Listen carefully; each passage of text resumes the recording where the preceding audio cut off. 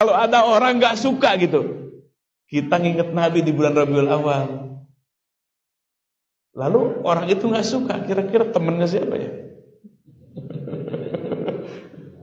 Itu kan Abu Lahab aja seneng. Iblis ternyata yang nggak suka dengan kelahiran Nabi Muhammad Sallallahu Alaihi Wasallam. Kenapa?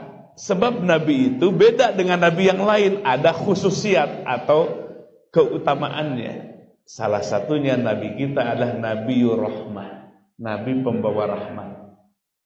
Kalau dulu semua para nabi, semua para rasul sebelum Nabi diutus,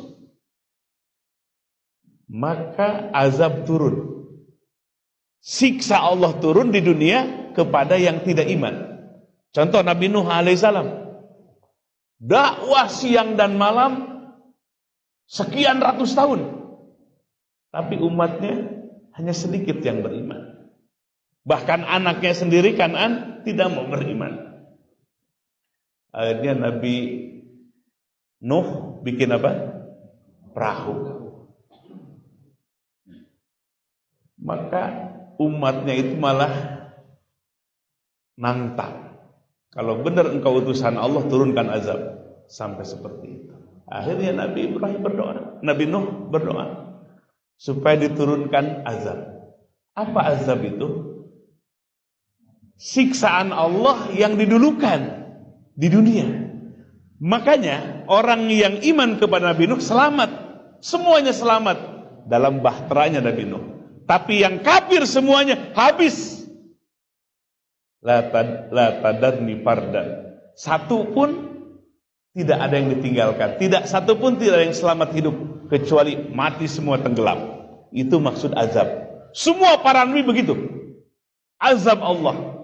Kaum Ad, kaum Samud, kalau sudah kafir, turun azab Allah, mati semua. Ada yang ditelan bumi, ada yang banjir, ada yang topan. Tapi nabi akhir zaman ini enggak. Tidak akan datang azab Allah. Oh, sekarang ada bencana. Bukan azab Allah itu. Malah yang bencana di negara-negara muslim. Betul nggak? Di Maroko. Di mana lagi kemarin? Di Libya. Negara muslim malah. Itu bukan azab.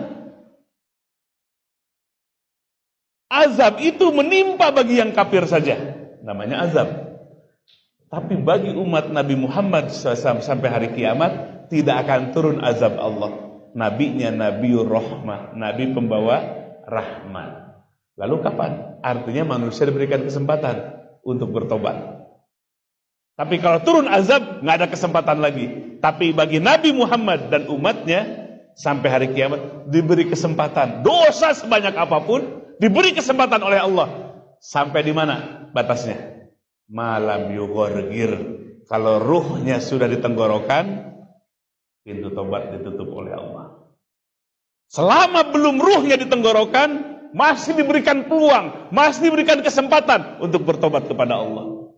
Itulah keutamaan Nabi Muhammad sallallahu alaihi wasallam.